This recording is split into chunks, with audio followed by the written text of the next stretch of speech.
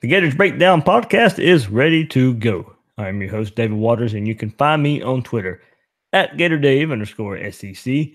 Joining me for this episode of Gators Breakdown is founder of ReadingReaction.com, and you can find him on Twitter at WillMilesSEC, and that is Will Miles, of course. And Will, with these previews, it's kind of been we had the Jim McElwain Bowl for the Colorado State game, even though he's not going to be there. And we had the Dan Mullen Bowl for Florida and Mississippi State. And if people have been listening to Gators Breakdown for a while and they go back to the spring, they'll know why I'm calling this one the Joe Burrow Bowl. Oh man, well, I have a serious football man crush on Joe Burrow. He is. I've watched his tape. I've looked at his stats. I'm very, very impressed, and impressed enough that I'm picking LSU to do pretty well this year. So, and obviously, you know, a couple of weeks ago we talked about sort of our favorite rivalries, and to me, LSU is the one that's my favorite because of some of the venom that's come out over the past few years because of the hurricane and some other things, and so you know, this is always a fun when it's sort of, this is the turning point of the season. This is the one where Florida wins this game, even if they've struggled a little bit coming in. If they win this game, the year usually turns out pretty well. If they lose this on some ridiculous fake punt or something, then you know, then not so much. So this is always the one I point to in terms of knowing, you know, this is where Florida goes from either being good to great or okay to good, or the other direction as well. And so LSU is always an important one for me. Yeah, and you know, my dad doesn't go to many games, but we bought tickets to this game, so it's going to be a big game. And we also, you know, Florida has announced it's going to be the 2008 team, the national championship team there. It's going to be the kind of anniversary game for them to come back to the Swamp. Tim Tebow will be inducted into the Ring of Honor. It will be a big game in Gainesville. It always is when LSU comes to town, but, you know, Florida's rallying around this game for that 2008 national championship reunion, Tebow's Ring of Honor. I'm telling you, you know, and last year Florida had homecoming for the LSU game. So, you know, as you're right, Will, this is a rivalry now, a full bore rivalry. A lot of because of the hurricane stuff, but you know, Florida's really making an event out of this game. Yeah, I don't care if they say it was incidental. They did the homecoming stuff on purpose last year, as well they should have, based on all the stuff that went on before then, and you know, with having to double up the games. And that's actually one of the fun storylines this year. This is the second year in a row that LSU's come to the Swamp, and it's really interesting in that, you know, Florida has the Tebow celebration for this game, so obviously there will be quite a bit of emotion for that. They're coming off of the Mississippi State game, which is on the road, and there's going to be a lot of emotion associated with that, as well as Mississippi State's defensive line probably beating up Florida a little bit up front. You know, whether they win or lose that game, I think they're going to be sore coming off of it, and so, you know, it'll be interesting to see how they come out with LSU. I mean, you know, you look at like NBA teams when they get their rings, that opening night is usually one of those times where they struggle to get going. Hopefully that's not what happens when they do the honor for Tebow. And you talked about Florida coming off of a game against Mississippi State. LSU will be coming off a game against Ole Miss. So you know, that's, you know, both teams playing the teams from Mississippi coming into this game. Yeah, well, and they will have played Auburn a couple of weeks before, but certainly Louisiana Tech in between.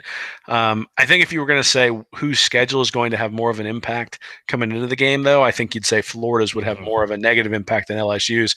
Mississippi has a decent offense. I don't think they're going to be a fantastic team this year.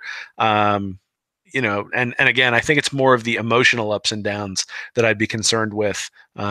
Coming off of that Mississippi State game, because, you know, road game at Tennessee, a road game at Mississippi State, whether you've been successful or not, there's quite a bit of energy you've had to expend from an emotional standpoint. It'll be interesting to see whether they have gas in the tank still coming into this game. And also, we've talked a little bit about the redshirt rule and the 4 redshirt games.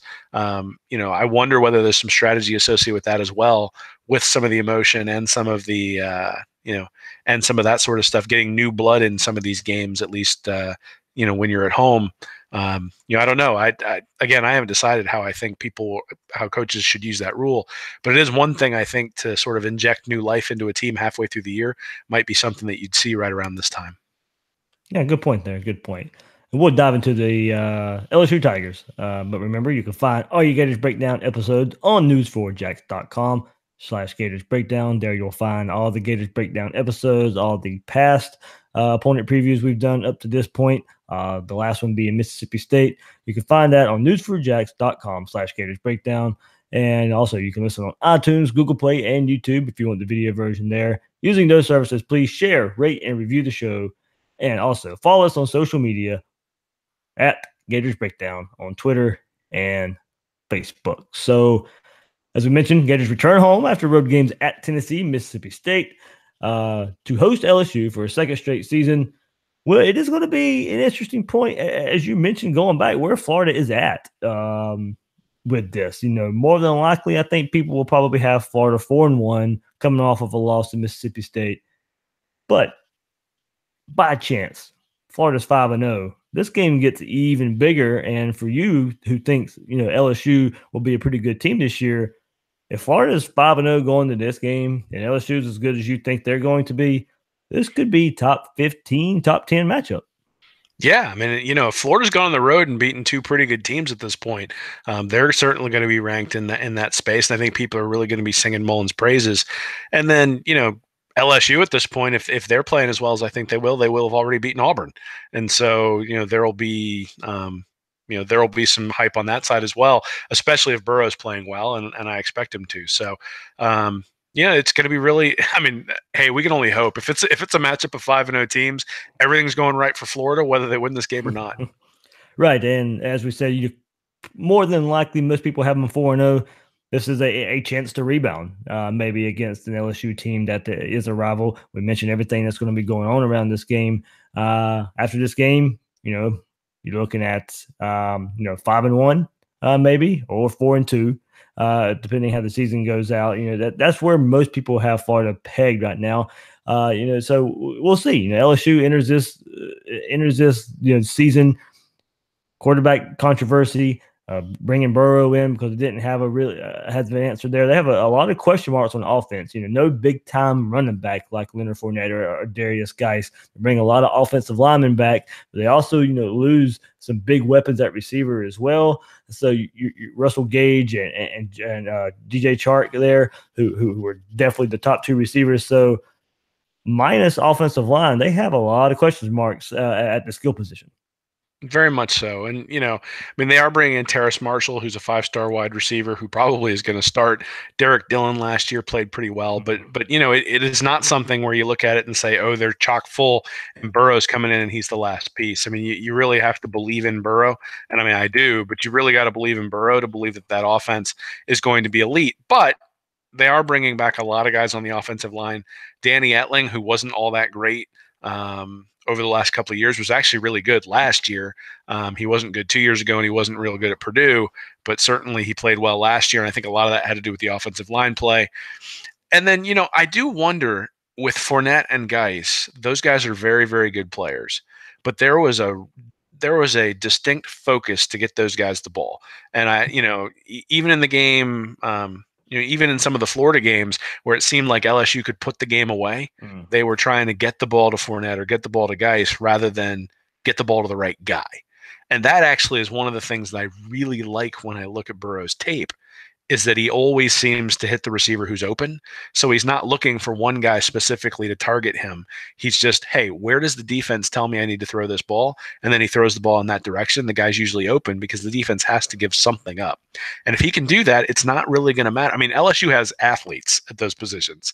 It's just they're not very proven. And the question is, but you throw to an athlete in wide open space and you're going to see some success. So, so we'll see. I mean, it's very unproven. I'm not going to sit here and say, hey, they're going to have two guys go over 1,000 yards or anything like that. But if you believe in Burrow, then you think he's going to find guys who are open, and LSU certainly has talent at those positions. Yeah, and new offensive coordinator Steven Sminger there. And while I think Burrow can be a good quarterback, everything you brought to the table when Florida was looking at him, I backed up as well. But look, this is a lack of a running game we're not used to seeing from LSU. And having Ensminger at OC still makes me wonder how much they can improve on offense. But back at SEC Media Days, I was there in the room with, and his name escapes me, but the LSU tight end who was there.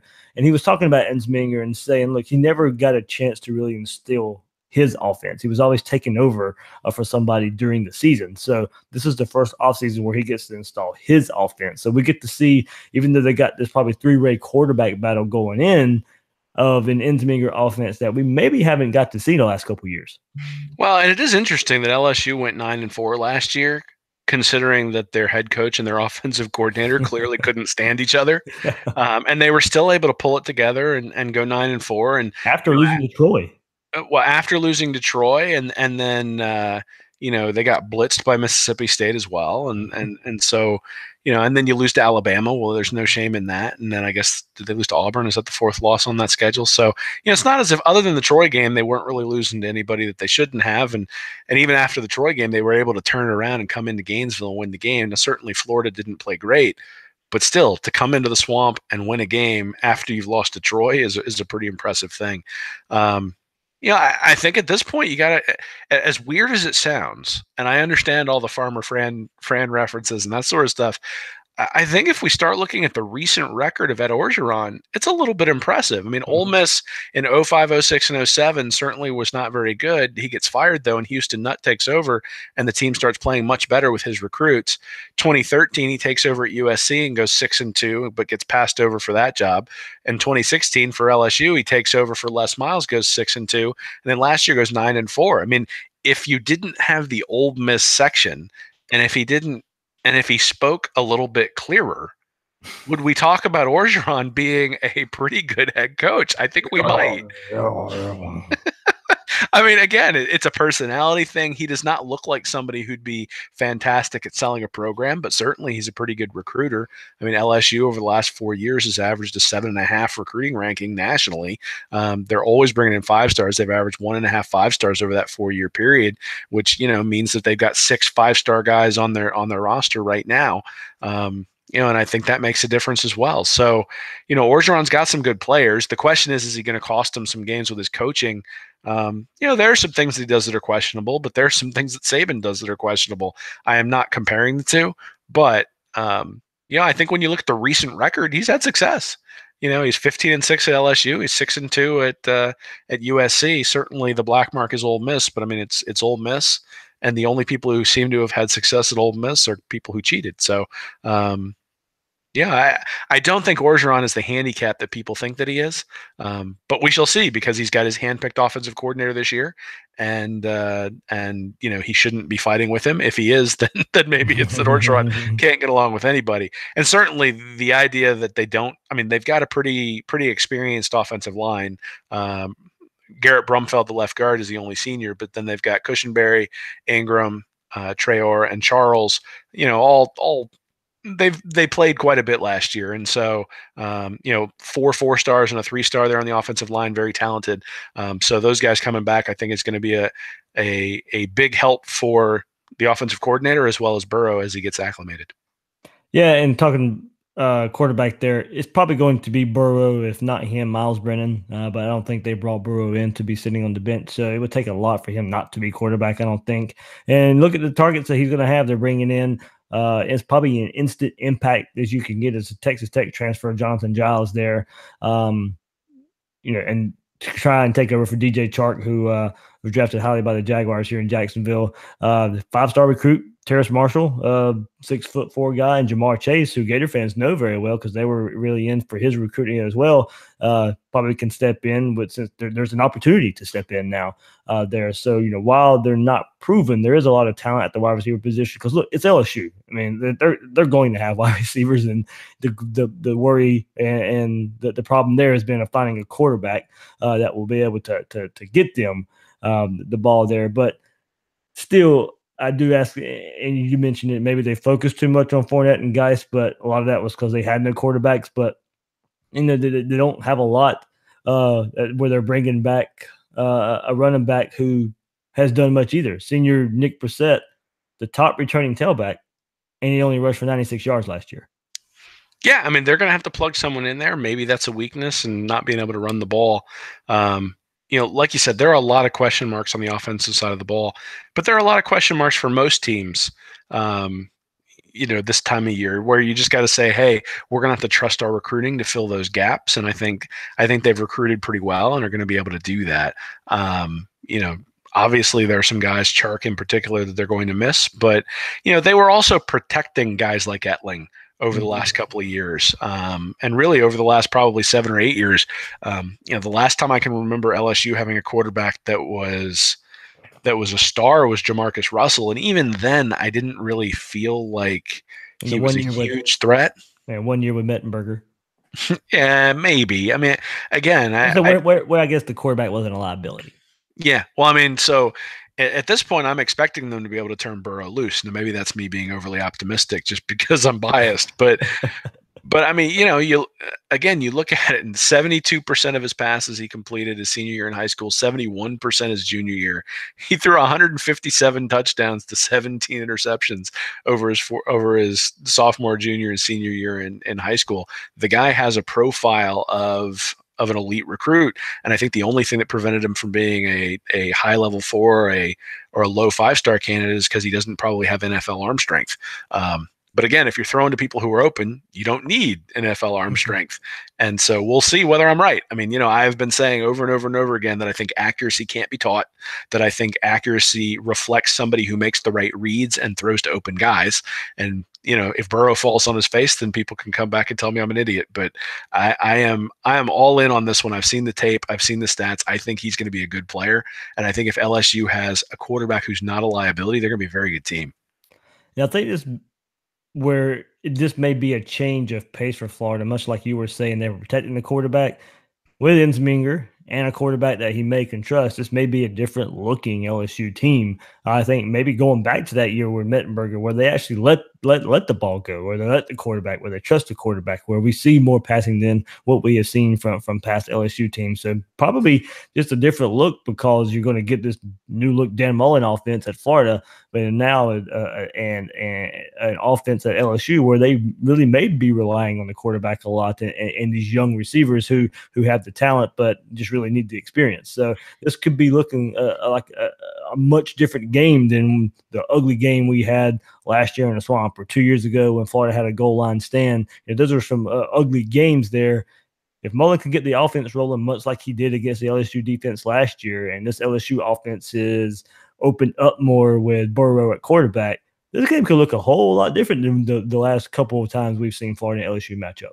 Oh, certainly. I mean, the funny part is that I didn't think Jarvis Landry and Odell Beckham were really all that great when they were at LSU, yeah. And those guys are lighting up the NFL. So I think the profile of the high caliber wide receiver who comes into LSU, if there's a capable quarterback, I think those guys are going to get open and they're going to be successful. Like you said, I think there's concern at running back. There's probably a little bit of concern at tight end, though. They've got Foster Moreau, the senior there, who's starting. But that's who it was talking about Ensminger at SEC Media Day. That's who it was. And then you've got a relatively experienced offensive line, and so I think LSU is going to be able to put up points, which is something that they haven't been able to do on a consistent basis over the last few years, and really has been a struggle. I mean, the ugly game you mentioned against Florida, there have been a few other ugly ones as well. And if they're able to put up points, then it's going to come down to defense, and LSU's usually got a pretty good one. Definitely. And Dave Aranda is the guy there. Pretty good job, last year. Still wasn't that what you think of when you think of an LSU defense, and especially the front seven. But can't complain too much about 316 yards a game and 19 points per game. But they lose Christian Lecantor, Greg Gilmore off the front, Dante Jackson, Kevin Tolliver from that secondary, Arden Key and Donnie Alexander from the linebacker core. They lose a good bit of name recognition on that defense, but with Aranda there, those guys are never much in trouble, and they got Greedy Williams leading the way in that secondary. Yeah, this is one of those things where it's reloading, not necessarily rebuilding. So if you look at the front seven, the starters for the front seven have a 24/7 ranking of 96.5. So they got some talent on that front seven, and the defense, they run a 3-4. The defensive line's 96.4. So at the end of the day, the linebackers and the defensive line are very, very, very talented. And if you look at top defenses in both the SEC and in the country, those are the most critical spots to fill when you're talking about recruiting. You can get by with 3 stars on the offensive line. You can even get by with 3 stars at quarterback. The place where you can't get by with 3 stars is on the defensive line. The other thing is they did lose a lot of name recognition, but LSU has always been known for rotating in guys. So these guys have gotten plenty of playing time. So if you look at Glenn Logan, 17 tackles last year, 1 tackle for loss. Rashard Lawrence, 32 tackles, 3.5 tackles for loss. Clavon Chason, 27 tackles, 4.5 for loss. Devin White, their leading tackler, comes back, 133 tackles, 13.5 tackles for loss. So a lot of those guys on the defensive line have very, very high talent pedigrees, but haven't necessarily played a majority of the snaps, but now they're sort of sliding into that starting role. And LSU's known for that. They got a lot of guys who rotate in, a lot of high talent guys who rotate in, and really this is sort of the next wave. Yeah, and you go to the secondary where they're never really bad either. Well, we've seen it for years on social media. Who's DBU? Is it Florida or LSU? So, and for them, as I mentioned, Greedy Williams, who probably will be a top pick in the draft coming up. But they were, the ninth most efficient in stopping the pass last year. Greedy Williams last year, 6 picks. He's back.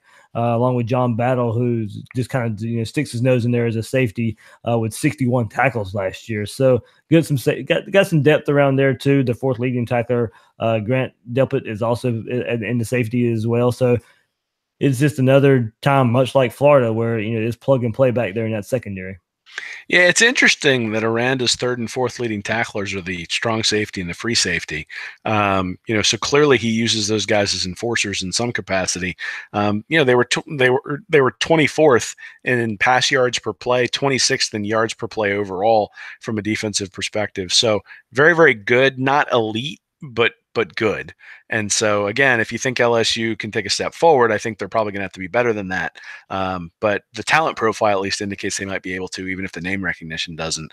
The secondary was very good last year, and certainly compared to what Florida was last year, I think LSU, at the time they played, the teams were very, very close. By the time you got to the end of the year and the depth really started to show with the suspensions and with some of the recruiting issues that Florida had under McElwain, I think by the time you got to Georgia, Missouri, South Carolina, those games for Florida, the depth was starting to show. And so we sort of saw the chinks in the armor, whereas with LSU, that wasn't necessarily the case. Now, what Florida probably can take advantage of, and whether they probably need to take advantage of, look, Mississippi State, Dan Mullen, 37-7 win last year against LSU, 285 yards rushing. Fast forward to the Florida game, Florida had 194 yards rushing, and had over 5 yards to carry. So taking what happened last year with Mississippi State running up and down on LSU and then hitting big plays with some play action. And Florida, for all the struggles, still being able to run for 194 yards, this defense can be had in the running game. Yeah, well, and that's with a strength and conditioning program that was, like lifting popsicle sticks or something. But,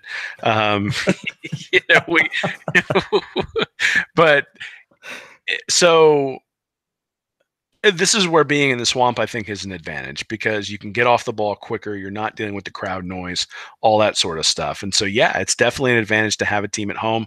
Certainly the Mississippi State game last year was on the road. The Florida game was on the road. And those are the games where they really struggled. Now, again, I think we need to go back and say, okay, Arden Key played, but was not the same player he was the year before.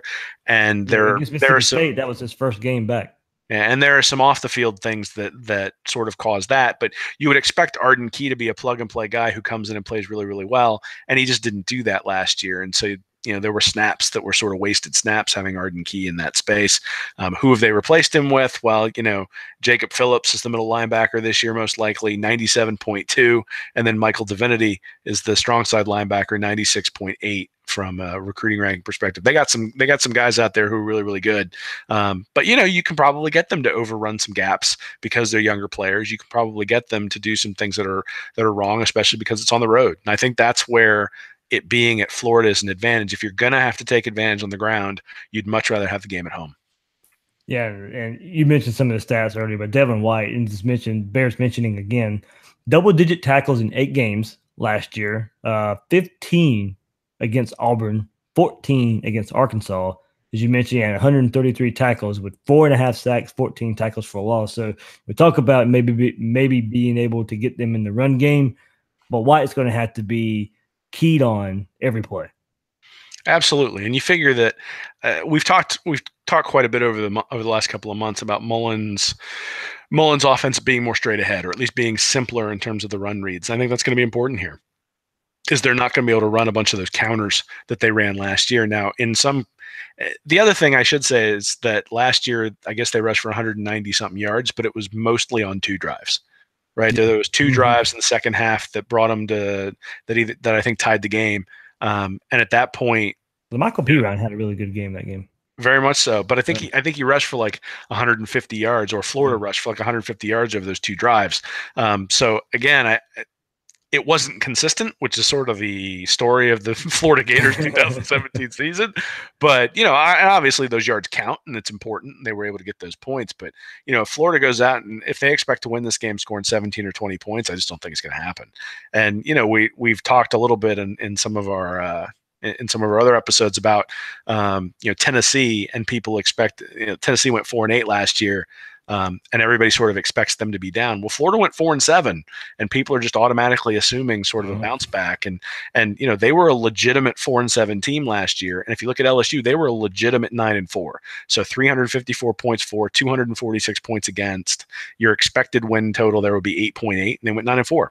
So again, when you start looking at Orgeron, they did exactly what they should do based on their point differential, and that's what you want to see for a coach. If he's underperforming his point differential, then you start wondering what's he doing in game that's non-optimal, and you're not necessarily seeing that here. Yeah, well, a couple of weeks ago, we looked at the SEC right after SEC Media Days, and you picked LSU to win the West. I did. I am a Burrow believer. I think he's going to be really, really good. I think LSU has a ton of talent.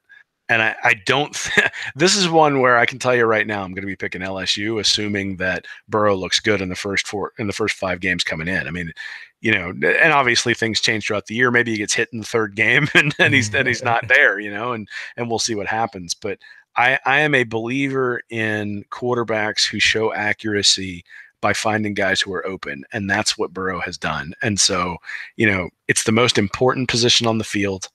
And LSU has an awful lot of talent. And if they can optimize the most important position on the field and let that talent loose, I think they're going to be a very, very good team. So Will, very high on the LSU Burrows. Oh man, it kills me because I hate them. But like best day of my summer this year was when Burrow announced he was transferring. Worst day was the next day when Mullen announced he wasn't going to go after him. So, that he was one that I really thought was worth going after as a transfer. And hey, Mullen decided very quickly that he didn't want a graduate transfer. I know Florida fans are a little bit tired of the graduate transfer route with Del Rio, who wasn't a graduate transfer, certainly a transfer, and then Appleby, and then Zaire. But this is a different level of transfer. This is a guy who his high school performance indicates that he can be a very, very good to elite college player.